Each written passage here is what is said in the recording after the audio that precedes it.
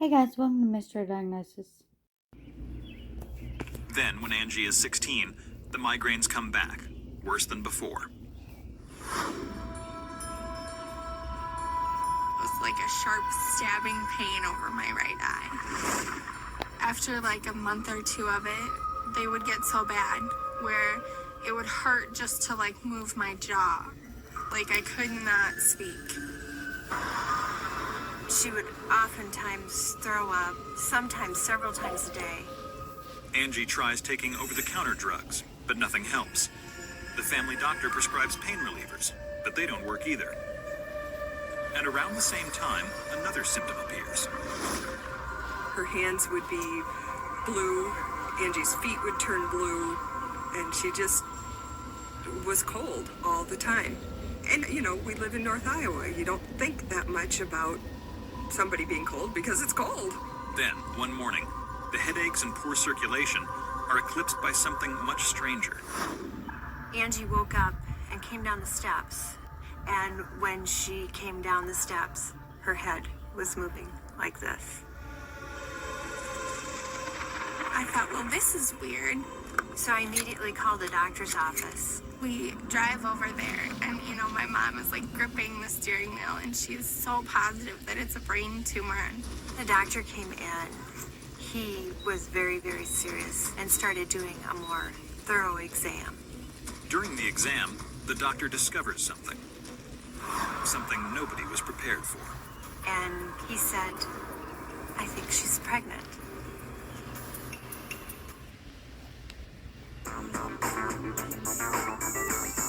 Three months ago, 16-year-old Angie Abbas began suffering from agonizing migraines, nausea, and mysterious neck spasms. Her family fears she has a brain tumor.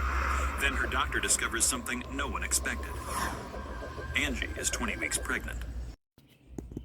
Our first thoughts were, we can handle a pregnancy a lot easier than we can handle My a brain question is, tumor. how did And so she my mom know and Dad and I went when she's to that the far along? ultrasound and found out it was a boy. I knew I wasn't ready for that kind of responsibility, so we looked into adoption.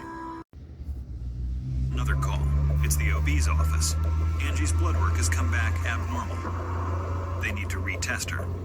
She said, you know, I think it's some clotting thing that they I'm wondering if are some blood looking clots in for. her neck. And I said, a clotting thing? I said, you know, my dad had a stroke at the age of 43. Despite doctors' assurances that her daughter is fine, Michelle is convinced that Angie's problems are rooted in more than just a difficult pregnancy. She starts giving Angie a daily dose of baby aspirin to thin her blood.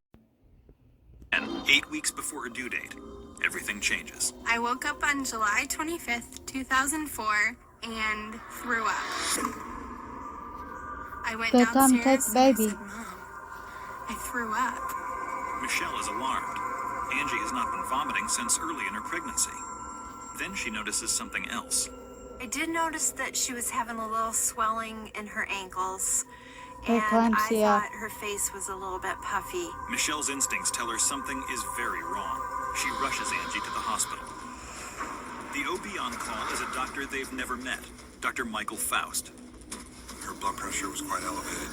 She had some swelling. With those symptoms, it tells us that Angie was at risk for preeclampsia. It was what Michelle had feared all along. Left untreated, preeclampsia can lead to strokes and brain injury for the mother.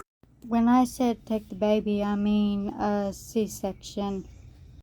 While you can delay the delivery or the C-section with medicine, you're eventually gonna have to have one with preeclampsia because that's the only cure for it is delivery or C-section.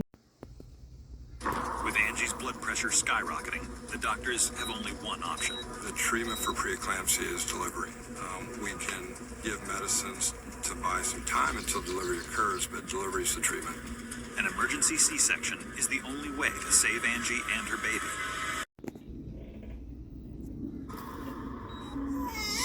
The premature baby is 3 pounds, 11 ounces. He's rushed to the neonatal intensive care unit. And Angie's also in danger. Her blood pressure is still sky high from the preeclampsia. The thing that Michelle kept talking about is that Angie could throw a clot. And meant that it could pass through her heart or her lungs and either cause a stroke. Dr. Faust puts Angie on medication to protect her from possible blood clots and moves her to a recovery room. Then he calls in the hospital's chief hematologist, Dr. Walter Bate. It's antiphospholipid antibody syndrome. Antiphospholipid antibody syndrome is an autoimmune disorder also known as sticky blood syndrome. Antibodies attack fat molecules in cell membranes, causing blood cells to clot excessively. These clots can go on to block an artery or vein and lead to a stroke or heart attack. Pregnancy may have saved her life. Pregnancy causes a woman's body chemistry to change and blood volume to increase. This made the APS worse and brought Angie's symptoms to the surface. Had this not happened, she could have gone undiagnosed until she had a stroke or heart attack. There's no cure for APS, but to prevent the deadly complications from clotting, Dr. Bate puts Angie on blood thinners. This finally reduces the twitching and other symptoms.